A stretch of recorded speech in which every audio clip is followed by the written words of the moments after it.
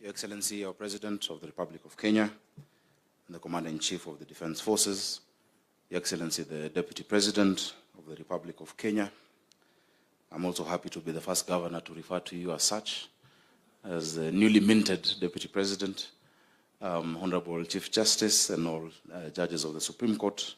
Allow me to also acknowledge the protocol already established. Indeed, we're here to celebrate our judiciary and the Supreme Court. The number of years that we've had the Supreme Court, it has been a symbol of stability for our country. Your Excellency, I have noted the remarks by the registrar outlining the history of this building and of this area we call Government Square. On Friday, it was very beautiful to see during the swearing in of our Deputy President how the land next to us in Government Square brings together all the arms of government. Your Excellency, the Speakers of Parliament walked across from the chambers. The Chief Justice and the Deputy Chief Justice walked across from this building. The Deputy President walked across from Harambee House, signaling the executive, the legislature, and the judiciary. And the Governor of Nairobi also walked across from City Hall, symbolizing devolution.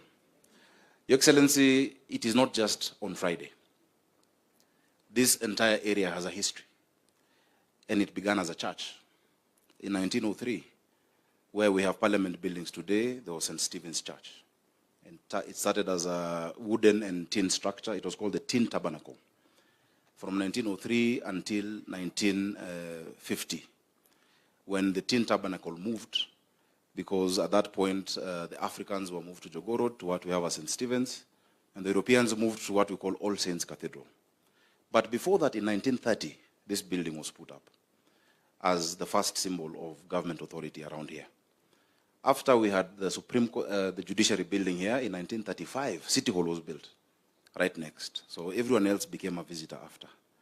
Thereafter, in 1954, after the Tin Tabernacle had moved to Jogoo Road, is when Parliament building was put up. So you're our visitors. Between City Hall and the judiciary, we want to welcome you to Government Square. And then, of course, later on, Your Excellency, actually around 1950, in the 50s, is when Harambee House was actually put up over here. I'm very happy with the suggestion that all these arms of government can now come together to really concretize this Government Square. When we saw that ceremony, I think all presidents should be inaugurated here. And we hope in 2027, Your Excellency, we shall come for your inauguration at Government Square. And that I'll also walk across as the governor of Nairobi at that point. Your Excellency, in 2015, I was a member of Parliament and chairman of the Committee on Equalization of Opportunities and National Cohesion. We had gone on a trip to New Zealand to look at the history of the Maoris and the Europeans, and also Australia, the Aborigines and the Europeans, to see how they were able to come together. On my flight back, I sat next to a gentleman called Brian Johnson.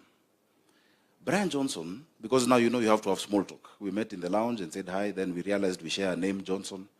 And so just small talk, he told me he has a friend who has invested heavily in Kenya.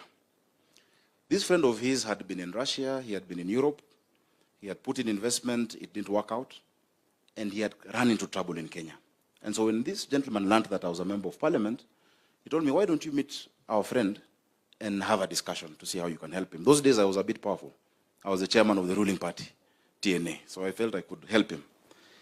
This gentleman came to my office at KICC on the 26th floor.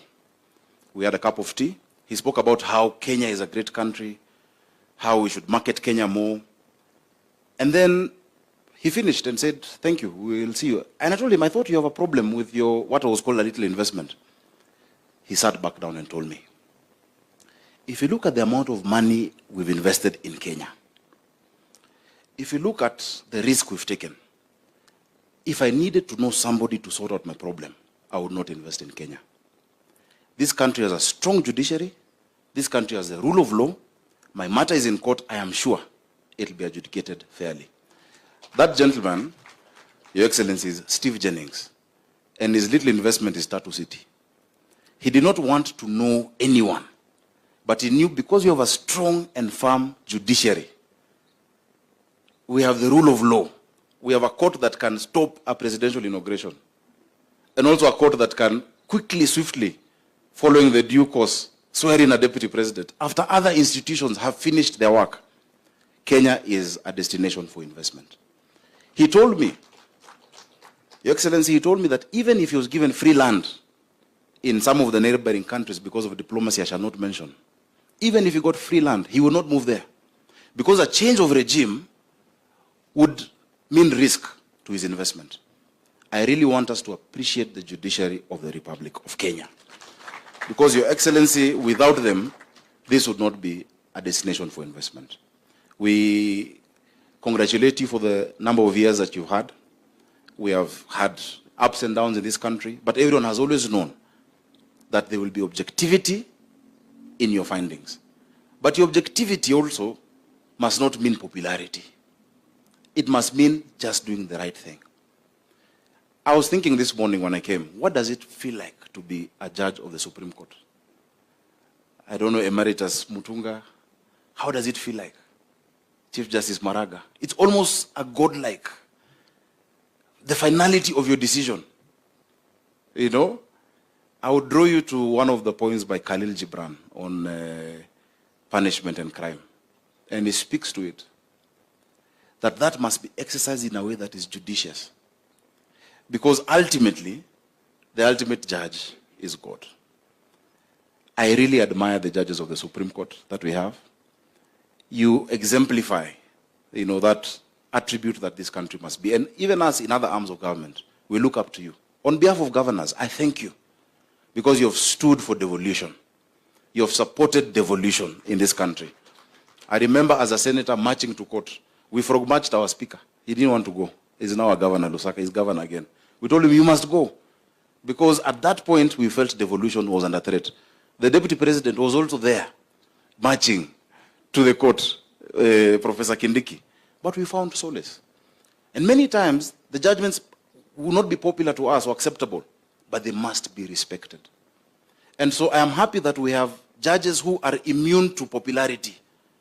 You don't have to make a decision whether that is popular. Leave popularity to President William Ruto, Professor Kindiki, PCS, and ourselves. We are the ones who want to be popular with the people. But for you, just do what is right, as sober as a judge, and our country will remain solid. Your Excellency, with those many remarks, I know we've had a discussion about our favorite topic, which is the land over here, the Nairobi County land, that will soon host the Supreme Court building. I had mentioned that I have never been a client of the Supreme Court. I don't intend to be in my individual capacity soon, unless I vie for presidency one day, you never know. But in my individual capacity, no. And so I would not want to be out of favor with the Supreme Court. The land over here, you have pronounced yourselves, and the Constitution, Article 62 says all unalienated public land, as at the point of promulgation of the Constitution of Kenya, is vested with the NLC and with the county government. For us to do that proper allotment, following the procedures, to have a new Supreme Court building would be something that we'll all be proud of as a legacy of President William Ruto, myself, and the Chief Justice. So please count on our support. And also, Madam Chief Justice, you're the chair of our Nyumba Kumi over here, being the first resident. Please convene us once in a while. Convene your neighbors at City Hall, at Parliament, and at the Executive, even for a cup of tea. We'll be very happy to come. With those many remarks, Karibuni in Nairobi. I've been asked to welcome you to Nairobi, though I know all of you live in Nairobi. But I'm sure it feels nice to be welcomed by the governor of Nairobi every so often to your home. Asanteni sana, and may God bless you.